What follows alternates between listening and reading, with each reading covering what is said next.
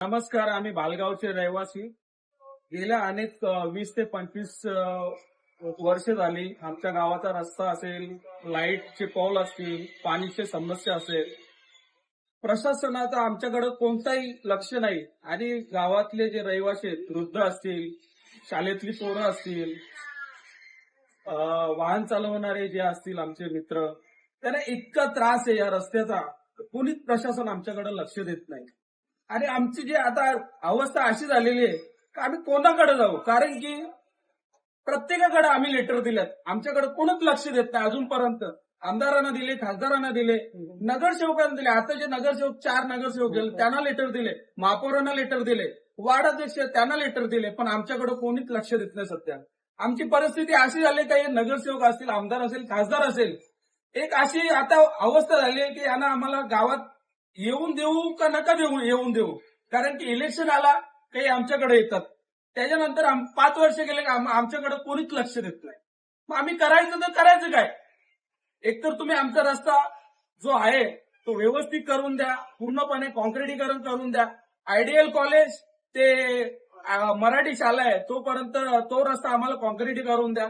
फक्त आश्वासन देतात, इलेक्शन आले का आश्वासन देतात, तुमचा हा रस्ता आम्ही करून देऊ.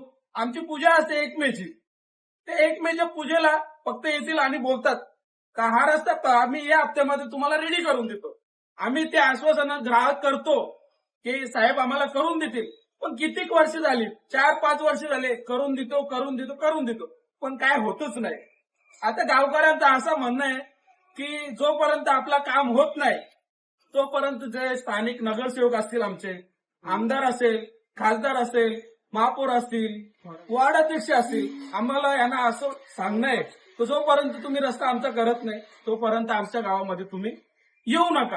तर अन्यथा तुम्ही आले तर कोण काय बोलेल त्याची जबाबदारी तुमची. कारण की गावात अशी परिस्थिती तयार झालेली आहे तर जी यंग पिढी आहे, काय करायचं ना काय नाही. गावात जर रस्ता असेल कुठला थोडा छोटा मोठा, आम्ही सोय करताना पैसे काढतो आणि करून घेतो. तो आमदार येत बोलतात फक्त तर करू आपण. आम्ही त्यांना हे नाही करत का तुम्ही करत नाही, करतात पण तात्पुरत्या स्वरूपात खरी करतात. ती पाऊस पडला का ती निघून जाते. त्याला आम्हाला असं आश्वासन द्या तर तुमचं कॉन्क्रिटीकरण आम्ही करून देऊ, या महिन्यात बोला, दिवाळीपर्यंत बोला, काहीतरी असं सांगा की तुमचं करून देतो आम्ही. जर तुम्हाला आमच्या मनात पण होईल का रस्ता केला तर तुम्हाला बेंड लावून आम्ही गावातून अख्ख्या गावात मिरवू. जर नाही झाला तर 5 वर्ष झाली करतो, कधी होईल तो? कुठेतरी याला पूर्णविराम करा. आमचा रस्ता आहे तो व्यवस्थित करून द्या.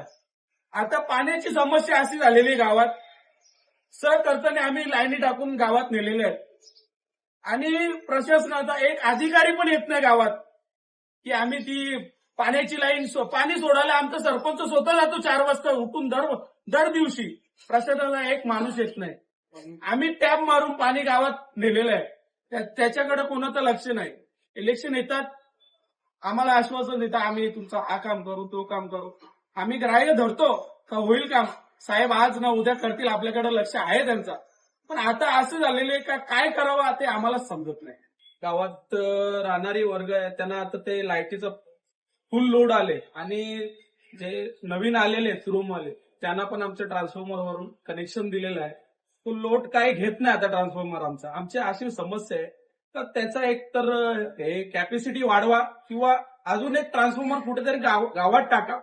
कारण की रात्र बेरात्री आमची गावातली मुलं जातात आणि ते बनवतात. विद्युत खात्यातला एक पण माणूस आमच्या गावात येत नाही बनवायला.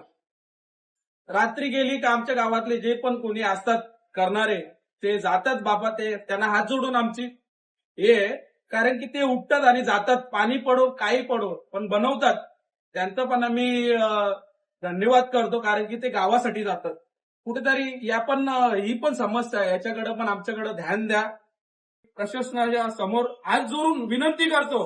यानंतर असं होईल का मग तुम्हाला गावात आमच्या एंट्री भेटणार नाही. बघा याच्याबद्दल तुम्हाला काय करायचं ते. नमस्कार.